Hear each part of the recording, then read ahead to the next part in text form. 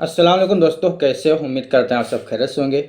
दोस्तों, जो लोग भी सऊदी अरब जाते हैं तो उनके कुछ सवाल रहते हैं, जैसे कि वीज़ा लगने के कितने दिन के बाद सऊदी अरब जा सकते हैं, या फिर पुराना पासपोर्ट खो गया है तो नए पासपोर्ट पे जो वीज़ा हो कैसे लगेगा, उसका क्या रूल है। और वीज़ा किसी और काम का होता है, एग्रीमेंट किसी और का काम का कर दिया जाता है, एजेंट लोग कर देते हैं, ऑफिस वाले कर देते हैं, या फिर कोई भी कर देता है, उसके बाद से काम के कोई और करना पड़ता है। इसके बारे में भी आपको बताऊंगा, क्या हकीकत है, क्या सच्चाई है। सब कुछ आपको इस वीडियो में मिलने वाला है, तो वीडियो को लास्ट तक जरूर देखिएगा ताकि आपको पूरी जानकारी मिल सके। और वीडियो पसंद आए तो लाइक शेयर और चैनल को सब्सक्राइब जरूर कीजिएगा। सबसे पहले चीज़ बता दूं मैं आपको, बहुत सारे लोग सवाल करते हैं कि वीज़ा लगने कितने दिन के बाद सऊदी अरब जा सकते हैं। जैसे किसी का पासपोर्ट ECR होता है, किसी का पासपोर्ट ECNR होता है।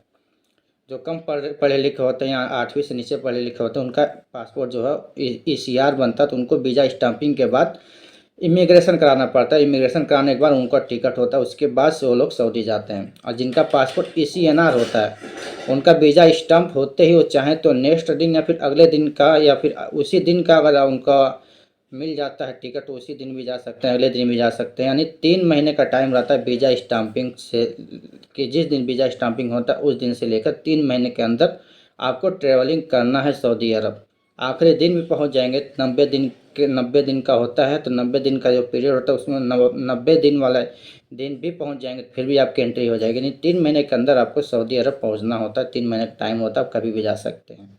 ठीक है। जिनका भी चाहे पासपोर्ट ECR हो चाहे ECNR हो, जो जिनका पासपोर्ट ECR है उनका इमिग्रेशन भी उसी पीरियड में कराना पड़ता, 3 महीने के अंदर ही कराना पड़ता है। 3 महीने के अंदर उनको इमिग्रेशन कराकर और टिकट ओके करके जाना होता है। ठीक है, ये चीज़ हो गया एंट्री के बाद। चाहे आपका वीज़ा आज स्टम्प हुआ, कल चले जाइए, परसों चले जाइए, या फिर 1 महीने के बाद जाइए, 2 महीने के बाद जाइए, लेकिन 3 महीने के अंदर अंदर आपको सऊदी अरब जा सकते हैं। इसमें कोई इशू नहीं है, कोई दिक्कत नहीं है।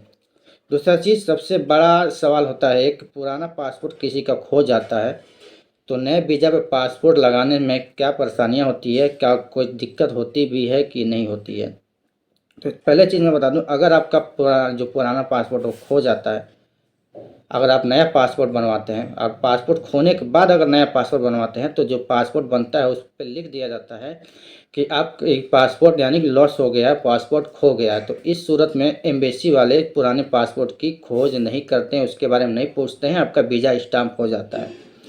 लेकिन अगर आपका पासपोर्ट नया बनने के बाद पुराना पासपोर्ट खो जाता है 3 साल के अंदर, ठीक है, अगर 3 साल के अंदर कहीं खो जाता है तो उस वक्त आपका वीज़ा स्टाम्प नहीं होगा नए वीज़ा पे, क्योंकि एम्बेसी वालों को चाहिए पुराना पासपोर्ट रहेगा तभी वो वीज़ा स्टाम्प करेंगे, नहीं तो नहीं करेंगे।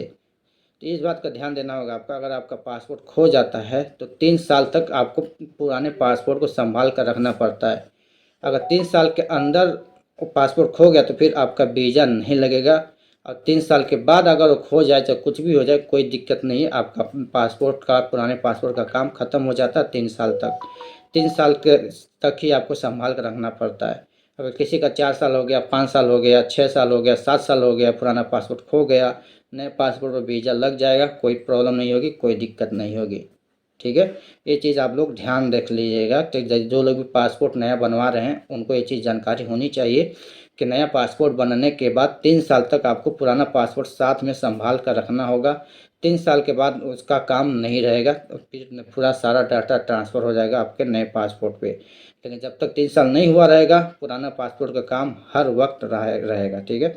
और सबसे ज़्यादा सवाल आता है कि मेरा वीज़ा किसी और काम का है, मैं इंटरव्यू किसी और काम का दिया हूँ, मेरा ऑफ़र लेटर आया है किसी और काम का आया है, लेकिन मेरा जो वीज़ा स्टम्प हुआ है वो किसी और काम का हुआ, तो मुझे क्या सऊदी अरब में कोई दिक्कत परेशानी होगी, मुझे वही सेम काम मिलेगा फिर अलग काम मिलेगा।